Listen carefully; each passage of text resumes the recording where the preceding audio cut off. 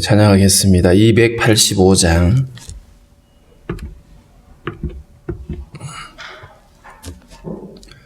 (285장입니다)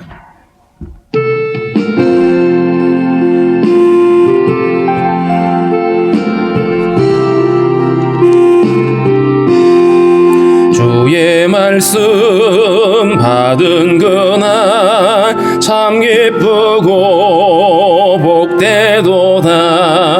이 기쁜 맘 못 이겨서 온 세상에 전하노라.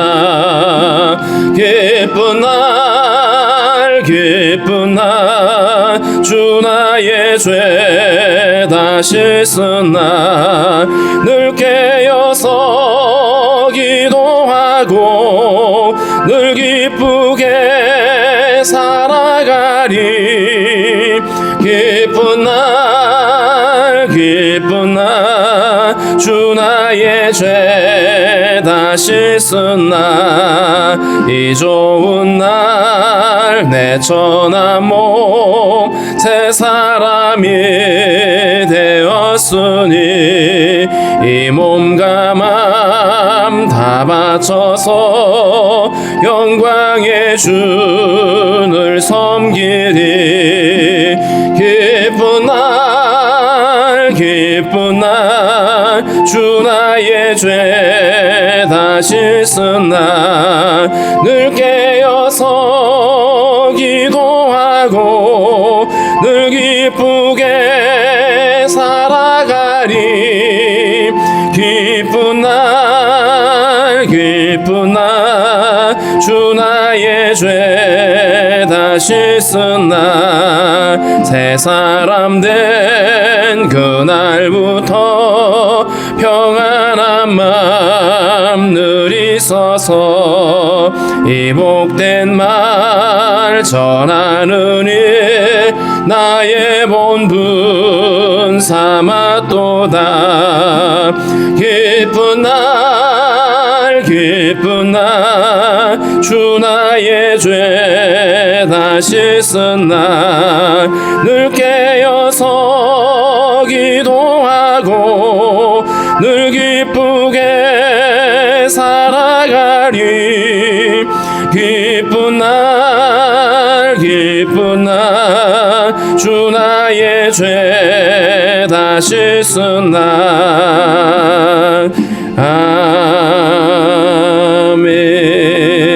아멘. 기도하겠습니다. 하나님 아버지, 오늘도 우리에게 새 날을 허락해 주시고 주님 앞에 나와서 찬양하며 기도하게 하신 것 감사합니다.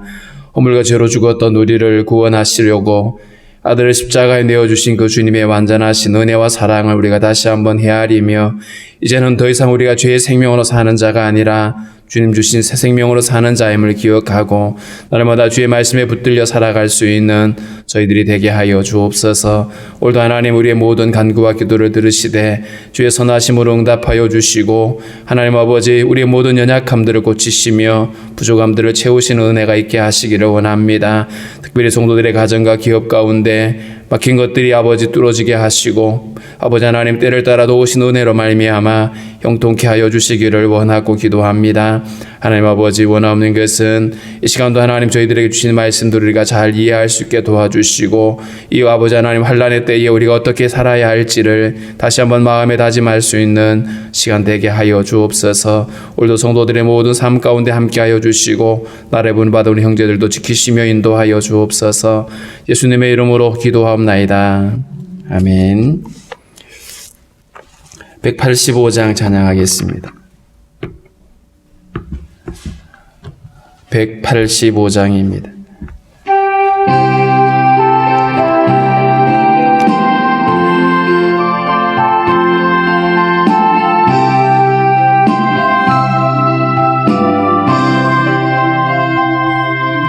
이 기쁜 소식을 온 세상 전하세.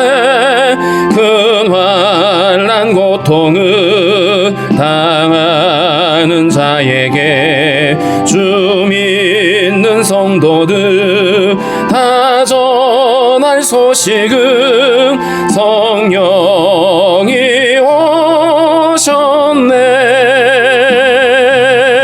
성령이 오셨네. 성령이 오셨네. 내 주님 보내신 성령이 오셨네. 이 기쁜 소식을 온 세상 전하세. 성령이 오셨네. 만왕의 왕께서 저 사로잡힌 자 다 구원하시고 참 자유 주셨네. 승리의 노래가 온 성에 들리니 성령이 오셨네. 성령이 오셨네. 성령이 오셨네.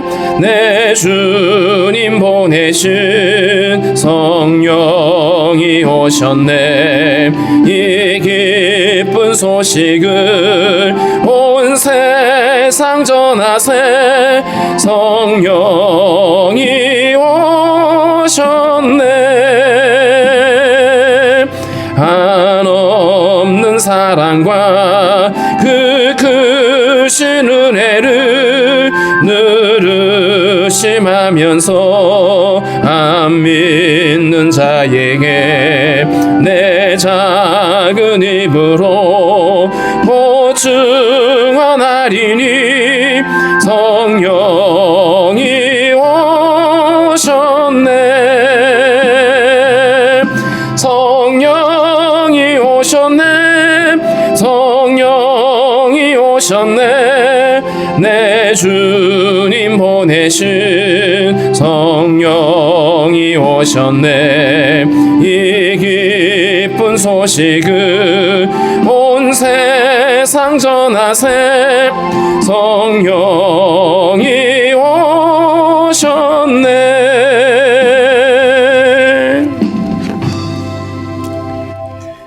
사도행전 2장 14절부터 21절입니다. 사도행전 2장 14절부터 21절까지 우리 한 목소리를 읽습니다. 베드로가 11 사도와 함께 서서 소리를 높여 이르되 유대인들과 예루살렘에 사는 모든 사람들아, 이 일을 너희로 알게 할 것이니 내 말에 귀를 기울이라. 때가 제3시니 너희 생각과 같이 이 사람들이 취한 것이 아니라 이는 곧 선지자 요엘을 통하여 말씀하신 것이니 일러스되 하나님이 말씀하시기를 말세에 내가 내 영을 모든 육체에 부어 주리니 너희의 자녀들은 예언할 것이요 너희의 젊은이들은 환상을 보고 너희의 늙은이들은 꿈을 꾸리라. 그때에 내가 내 영을 내 남종과 여종들에게 부어 주리니 그들이 예언할 것이요 또 내가 위로 하늘에서는 기사를 아래로 땅에서는 징조를 베풀리니 곧 피와 불과 연기로다. 주의 크고 영화로운 날이 이르기 전에 해가 변하여 어두워지고 달이 변하여 피가 되리라. 누구든지 주의 이름을 부르는 자는 구원을 받으리라 하였느니라. 아멘. 예수님이 승천하시기 전에 제자들에게 예루살렘을 떠나지 말고 내게 들은 바 아버지 약속하신 성령을 기다리라고 부탁을 하셨고, 제자들은 합심해서 기도를 했습니다. 그리고 마침내 오순절 그 아침에 하나님이 약속하신 성령을 부어주셨죠. 성령이 각 사람들에게 120명의 그 제자들이 모여있는 곳에서 각 사람들에게 성령이 임하게 되니까 어떤 현상이 나타났냐 하면 그들이 성령의 말하게 하심을 따라, 이 말은 성령에 붙들림 바 되어진 것인데, 그래서 성령이 그들을 말하게 하는데 다른 언어, 우리 흔히 말하는 외국어를 하고 있는 거죠. 다른 언어로 말하기 시작하게 되고, 때마침 명절을 지키기 위해서 예루살렘에 와 있던 수많은 사람들, 세계 각처에서 몰려온 사람들이 자기들의 지역의 그 언어로 이 말을 듣고 깜짝 놀라죠. 자기들의 언어로 말씀이 들려지고 그 제자들의 입에서 하나님이 행하신 일들이 증거되고 있습니다. 자, 그럼에도 불구하고 이 상황이 이해가 되지 않았죠. 어떻게 갈릴리 사람들이 우리 말을 알 수 있느냐. 그래서 사람들이 이해가 되지 않아서 결국 조롱하는 자들이 새술에 취했다 이렇게 표현했습니다. 새술에 취했다라고 말하는데 사실은 제자들이 지금 행설수설하는 얘기가 아니죠. 그들은 정확하게 하나님이 행하신 일들을 사람들에게 증거하고 있었기 때문입니다. 사람들이 이렇게 술렁거리고 있는 이런 상황에서 오늘 본문에 보면 베드로가 사도들과 함께 일어나서 이 일을 설명합니다. 여러분 제 말을 한번 들어보십시오. 그러면서 하는 말이 지금 시간이 제3시입니다 라고 말합니다. 이 3시라고 하는 것은 아침 9시 시간이고요. 이 시간은 유대인들이 기도하는 시간입니다. 기도하는 시간이고 뿐만 아니라 명절을 지키러 온 자들이 금식하는 시간이라고 이야기합니다. 그렇기 때문에 이들이 새벽 아침부터 술에 취해 있을 가능성은 거의 없죠. 그러면서 이것은 술에 취한 것이 아니라 선지자 요엘의 예언이 성취되어진 것이다. 그래서 16절에 보면 이는 곧 선지자 요엘을 통하여 말씀하신 것이니라고 얘기하고 있죠. 그 선지자의 예언의 말씀이 뭐냐 하면 말세에 내가 내 영을 모든 육체에 부어줄 것이라고 했다. 요엘서 2장 28절에 있는 말씀을 인용하면서 이제 이 현상에 대해서 설명하기를 시작합니다. 우리가 오늘 이 본문에서 먼저 우리가 기억하고 알아야 될 것이 바로 성령에 대한 이해입니다. 성령을 오해하는 사람들은 성령이 마치 하나님이 부리시는 어떤 천사쯤 되거나 아니면 특별한 에너지, 어떤 그런 파워 이런 것들로 오해하기도 하죠. 그런데 성령은 우리에게 말해주기를 인격이 없는 그런 에너지가 아니라 인격을 가지신 하나님이라고 말합니다. 그래서 성부, 성자, 성령 하나님이라고 우리는 그렇게 믿고 있죠. 성부, 성자, 성령 하나님은 우주 만물을 창조하실 때 함께 사역하셨고 우리를 구원하기 위해서 함께 일하시는 것입니다. 예수님이 이제 제자들을 떠나기 전에 요한복음 우리가 14장에서부터 16장에 보았던 말씀처럼 내가 아버지께 구하겠으니 그가 또 다른 보혜사를 너희에게 주사 영원토록 너희와 함께 있게 하실 거다라고 말했어요. 또 다른 보혜사, 이 말의 의미가 나와 같은 보혜사라고 그랬습니다. 예수님이 하나님이신 것처럼 이 보혜사 성령도 하나님이시라는 뜻입니다.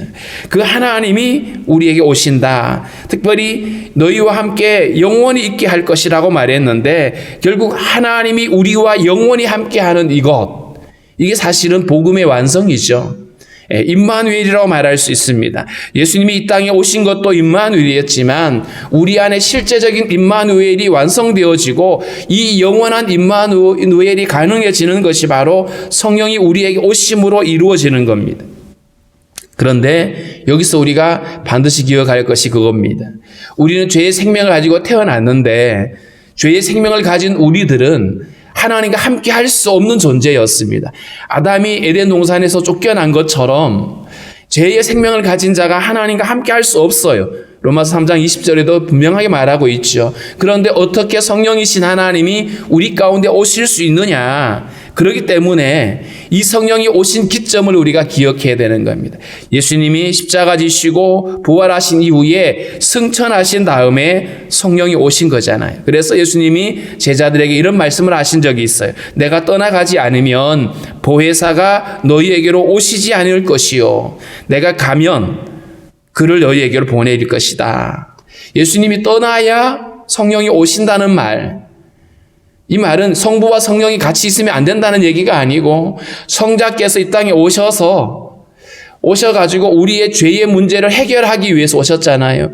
그 문제를 완성해야 성령이 오실 수 있다는 얘기입니다. 결국 주님의 십자가의 죽으심과 부활을 통해서 복음이 완성되어지고 우리의 죄의 문제가 해결되어진 다음에 이게 처리된 다음에야 성령이 오신다는 겁니다. 예수님의 이 십자가의 죽으심과 부활이 없다라면 성령은 우리에게 오실 수가 없습니다.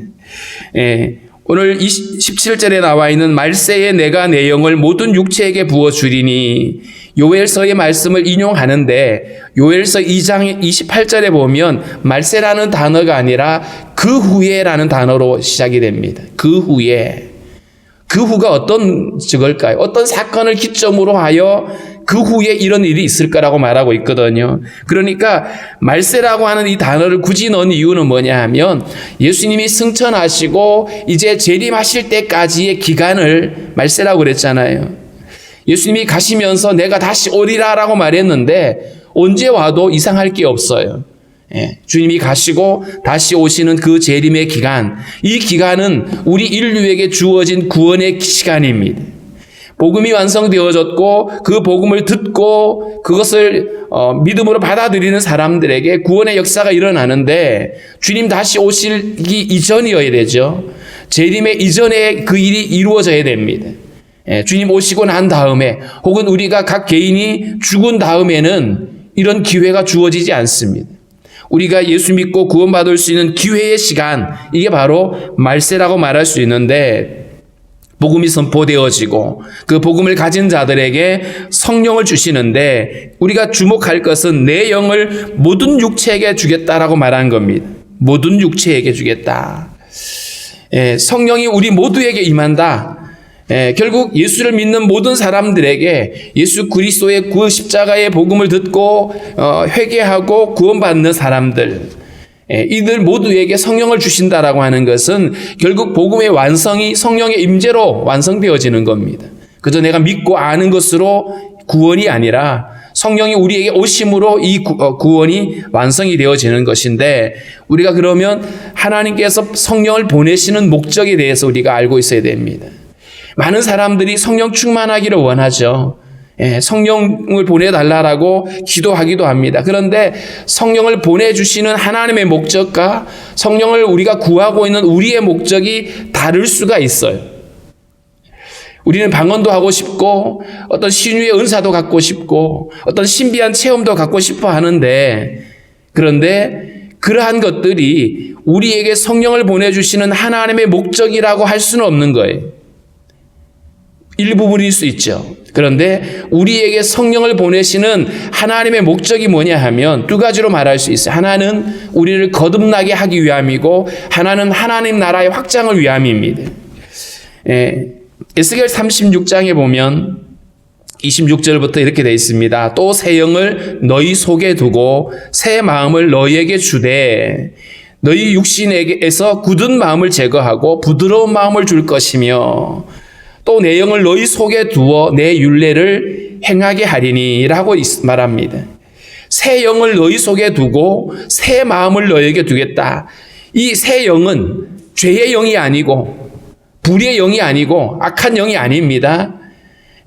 이 새 영은 성령을 가리키는데 새 영을 너희 속에 두고 새 마음을 너희에게 두겠다. 이 새 마음은 죄의 생명이 아닌 거예요. 거듭난 생명을 가리키겠죠. 그런데 이 일을 위해서 우리 안에 있는 굳은 마음들을 제거한다라고 말했어요. 이 굳은 마음이 뭘까요? 하나님을 반역하는 마음이고 강팍한 심령인 거죠. 우리의 굳은 마음 때문에 결코 하나님의 말씀이 우리의 심령에 심겨지지가 않는 거예요. 그런데 이 굳은 마음을 제거하고 부드러운 마음을 주셔서 주님의 말씀이 믿어지고 깨달아지게 하고 말씀에 새겨지게 하는 겁니다. 그래서 성령이 우리에게 오셔서 거듭나게 하는, 죄로 인하여 굳어진 마음을 제거하고 진리를 깨닫게 하고 그래서 예수를 믿게 만드는 겁니다. 진리를 깨닫게 하니까 믿어지는 거예요. 그래서 우리가 우리의 지식으로 우리가 예수를 믿는 것이 아니라 성령의 은혜로 우리가 믿고 거듭나게 되는 것이죠. 그래서 거듭남이라고 하는, 중생이라고 하는 것이 성령의 역사임을 우리는 잊지 말아야 됩니다. 그래서 우리를 거듭나게 하고 회심하게 이르게 하는 것이 바로 성령의 역사인데, 그렇다면 성령의 핵심 사역은 복음을 누리게 하는 거죠. 복음을 믿게 하고 거듭나게 하고 복음으로 살아갈 수 있도록 돕는 역할을 하는 겁니다. 그래서 하나님은 우리의 심령의 죄를 정결하게 하고 성령을 보내셔서, 동시적으로 일어나는 일들이죠. 우리 안에 죄를 해결하고 성령을 보내주시고, 그러면서 우리 안에 성령께서 영원히 계시는, 영원히 우리와 함께하는 임마누엘이 완성되어지는 것입니다. 그래서 우리는 이 성령 충만이라고 하는 것이 얼마나 우리에게 어마어마한 사건인지를 우리 기억해야 됩니다. 단순히 내가 성령 충만해가지고 나는 방언도 하고 어떤 병도 고치고 하는 이것으로 끝날 문제가 아니라 영원하신 하나님이 우리와 영원히 함께하는 어마어마한 복이 우리에게 허락된 것입니다. 성령을 보내시는 하나님 목적 두 번째가 하나님 나라의 확장이라고 말씀을 드렸어요. 오늘 17절, 18절 한번 다시 읽어보겠습니다. 17절과 18절. 하나님이 말씀하시기를 말세에 내가 내 영을 모든 육체에 부어주리니 너희의 자녀들은 예언할 것이요 너희의 젊은이들은 환상을 보고 너희의 늙은이들은 꿈을 꾸리라. 그때에 내가 내 영을 내 남종과 여종들에게 부어주리니 그들이 예언할 것이요. 여기서 내가 내 영을 모든 육체에 부어준다라고 말했습니다. 그리고 자녀들은 예언하고 젊은이들은 환상을 보고 늙은이들은 꿈을 꿀 것이다 라고 말했죠. 여기서 나와 있는 예언과 환상과 꿈은 하나님께서 당신의 뜻을 사람들에게 전해주던 계시의 수단들이었어요. 특별히 구약에 보면 하나님의 영에 감동이 되어진 자들이 하나님의 말씀을 기록하고 말씀을 사람들에게 전했죠. 예언하고 계시의 말씀들을 기록하는 일들을 감당했습니다. 그런데 하나님께서 우리의 모든 사람들에게 성령을 보내주시고 이들로 하여금 예언하게 하고 환상을 보고 꿈을 꾸게 한다는 말은 더 이상 어떤 계속해서 새로운 계시가 주어진다는 말의 의미가 아니고 성경이 말하고 있는 그 모든 것들이 우리 안에 완전히 깨달아지고 이제 그것이 우리의 몫이 되어지는 의미입니다. 그래서 모든 육체라고 하는 이 단어에 우리가 집중을 해봐야 됩니다. 구약 성경에는 특별한 사람들, 선지자나 어떤 선견자들을 통해서 이러한 것들이 일어났는데 이번에는 모든 육체입니다. 남녀노소, 모든 너희 자녀들, 젊은이들, 늙은이들 할 것 없이. 더군다나 18절에서는 그때라는 단어를 썼는데 이 그때라는 단어보다는 정확한 의미가요. 심지어라는 단어입니다. 심지어 내가 내 영을 내 남종과 여종에게도 부어주겠다. 그러니까 우리 인간의 어떤 신분과 상관없이 비천한 자들에게도 내 영을 주어서 그들이 하나님의 이 어마어마한 영광에 참여하게 될 것이라고 하는 이 말씀을 하고 있습니다. 성령이 우리에게 오심으로 인해서 우리가 또 다른 계시를 만들어내고 또 다른 성경을 기록하는 것이 아니에요. 예수님이 그런 말씀을 하셨죠. 진리의 성령이 오면 그가 너희를 진리 가운데로 인도하게 되는데 그가 스스로 말하지 않고 오직 들은 것을 말하고 장래의 일을 너희에게 알려줄 것이다. 그가 내 영광을 나타내리니 내 것을 가지고 너희에게 알리시겠습니다. 이렇게 말했어요. 그러니까 성령이 오셔서 하시는 그 사역이 우리에게 어떤 새로운 어떤 구원의 얘기를 하거나 아니면 새로운 어떤 계시를 말하거나 성경에 기록되어지지 않는 다른 얘기를 하는 게 아니라는 거예요. 그러니까 성령의 사역이 우리에게 허락되어진 이 예수 그리스도의 복음과 만약에 상충되어진다라면, 그래서 여기서 충돌이 되어진다라면 성령의 역사가 아닐 것입니다. 성령의 역사는 예수 그리스도의 복음 안에서 우리에게 설명되어지고 그것을 우리 안에 역사하게 하시는 거죠. 그래서 성령이 과연 예수 그리스도를 전하는지를 봐야 됩니다. 실제로 성령이 역사하는 현장에 가보면 거기에 악한 영들도 같이 역사할 때가 있거든요. 그래서 분별할 수 있어야 되는데 우리가 분별할 수 있는 것 중에 하나가 그겁니다. 그가 예수 그리스도의 복음을 전하고 있는지 아니면 다른 것을 말하고 있는지를 보아야 되는 것이죠. 결코 성령은 진리를 떠나서 예수 그리스도의 복음을 떠나서 말하지 않는다는 것 우리가 알 수가 있어야 됩니다. 그런데 이 성령이 각 사람에게 모든 육체에게 임하게 된다 그랬는데 결국 이것이 사실은 복음의 완성이라고 그랬잖아요. 성령이 우리 각 사람에게 임하게 되어지고 그리고 그들이 이제 하나님의 말씀을 이해하게 되어지고 하나님의 나라를 꿈꾸게 되어지고 그것을 사람들에게 말하기 시작하는 것입니다. 왜냐하면 그들이 하나님께 속한 자가 되기 때문입니다. 그래서 성령 충만한 사람들이 하나님의 말씀을 깨닫게 되고 영적 진리를 분별하고 사람들에게 이것을 증언하게 되는데 이 성령으로 인하여서 먼저는 우리 자신이 진리를 깨닫게 되고 깨달은 말씀들을 사람들에게 전하게 될 때에 사람들이 듣고 회개하고 돌이키게 될 것입니다. 오늘 21절에 있는 말씀처럼 누구든지 주의 이름을 부르는 자는 구원을 받으리라 라고 말했거든요. 예수님이 승천하시기 전에 제자들을 파송하셨죠. 만민에게 가서 복음을 전해라. 모든 민족을 제자 삼아라 라고 말씀을 하셨는데 만민에게 복음을 전하라고 하신 그 주님이 그런데도 아직 예루살렘을 떠나지 말고 아버지 약속하신 것을 기다리라고 그랬거든요. 왜냐하면 성령이 친히 그들로 증인되게 하시는 겁니다. 성령의 은혜 없이, 성령의 역사 없이 인간의 어떤 지식을 전하는 것은 증인이 아닌 거죠. 그래서 이들이 먼저 증인이 되기 위해서는 성령의 강력한 역사가 그들에게 있어야 됐던 것입니다. 그래서 성령을 기다리라고 그랬고요. 우리가 잘 아는 1장 8절에서 오직 성령이 너에게 임하시면 너희가 권능을 받고 예루살렘과 유대와 사마리아와 땅끝까지 이르러 내 증인이 될 것이다. 성령이 오시면 비로소 그들이 성령 충만해서 성령의 깨닫게 하심으로 인하여서 예언하게 되고 증언하게 된다는 이야기를 하고 계시는 겁니다. 그래서 성령은 이처럼 예수 그리스도의 복음을 확장하고 많은 사람들에게 전하고 증거하고 그들로 하여금 주님께 돌아오게 만드는 이 하나님 나라의 확장 사역을 위해서 성령을 보내신 것이죠. 자, 그런데 오늘 본문에 보면 19절에 이런 말씀이 있습니다. 또 내가 위로 하늘에서는 기사를 아래로 땅에서는 징조를 베풀리니 곧 피와 불과 연기로다. 주의 크고 영화로운 날이 이르기 전에 해가 변하여 어두워지고 달이 변하여 피가 되리라. 하늘에서는 기사가 일어나고 이 기사는 어떤 초자연적인 역사들이죠. 땅에서는 징조들이 나타나게 될 것이다. 마태복음 24장에 예수님이 제자들에게 말세 징조들에 대해서 말씀을 하셨어요. 그런데 이러한 것들을 허락하시는 이유가 뭐냐 하면 그것은 바로 그들이 예수 그리스도의 복음을 듣고 돌이키고 회개하도록 하기 위함이었어요. 특별히 여기 20절에 있는 주의 크고 영화로운 날이 이르기 전에 라고 말했잖아요. 이 주님의 크고 영화로운 날이 언제냐? 크고 영화로운 날은요, 주님이 나타나시는 날이에요. 이 영화로운이라고 하는 단어가 나타나심이라는 의미를 갖고 있습니다. 주님의 나타나심, 다시 말하면 주님이 재림하시기 전에 이런 일들이 있을 거다. 왜요? 사람들로 하여금 복음에 집중하도록 하기 위함입니다. 그래서 예수님이 많은 이적을 행할 때에 그 이적의 목적이 뭐였냐 하면 예수님이 하나님의 아들이심을 믿게 하는 거였거든요. 마찬가지로 성령이 이렇게 많은 기적을 행하고 병을 고치게 하고 이렇게 하는 이유가 뭐냐 하면 사람들로 하여금 믿고 돌아오도록 하기 위한 것이죠.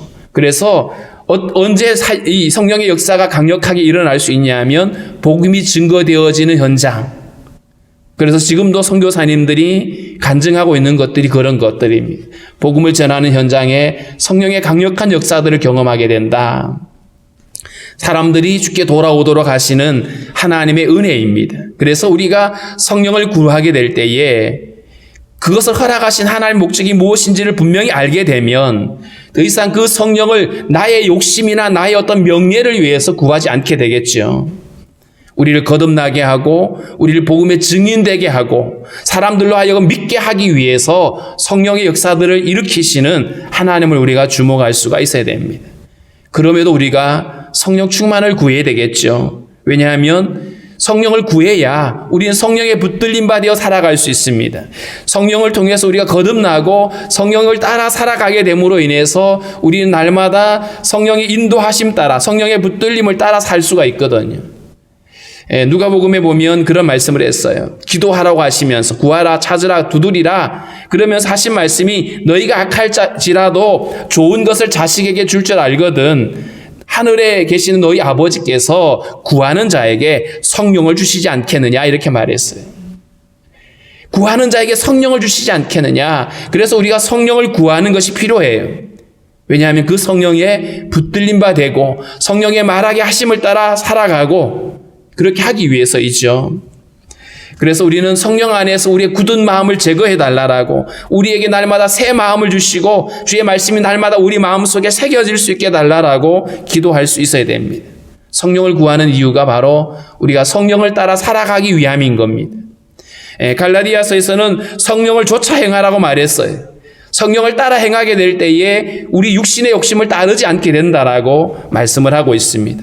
성령을 구하는 것이 우리 개인의 어떤 야망이나 욕심이 아니라 철저하게 나를 통해서 하나님의 나라가 확장되어지고 복음이 증거되어지고 많은 사람들이 주님께 돌아와 예수를 믿게 되는 이 일을 위해서 우리는 성령을 구하고 뿐만 아니라 성령을 따라 행함으로 인해서 우리 삶 가운데 주님 기뻐하시는 성령의 열매들이 맺어지게 되는 이런 은혜가 있을 것입니다. 그래서 오늘은 우리가 그것을 구했으면 좋겠습니다. 주님 우리에게 성령을 주셔서 성령 충만하게 하시고 날마다 성령을 따라 살아갈 수 있도록 우리에게 믿음을 주십시오라고 우리 함께 기도하도록 하겠습니다.